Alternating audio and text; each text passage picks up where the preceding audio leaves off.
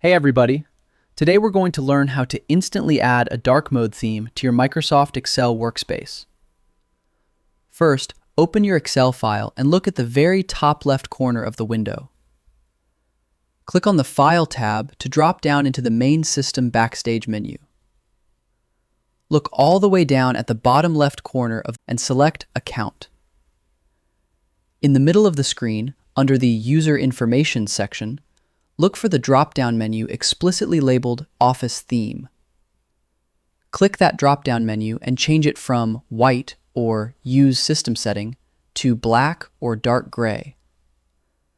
The second you click it, the entire surrounding Excel ribbon layout, side panels, and background menus will instantly flip into a deep, sleek dark mode theme.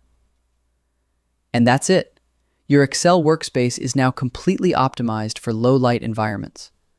I hope this helps with your current and future projects. Thank you for watching.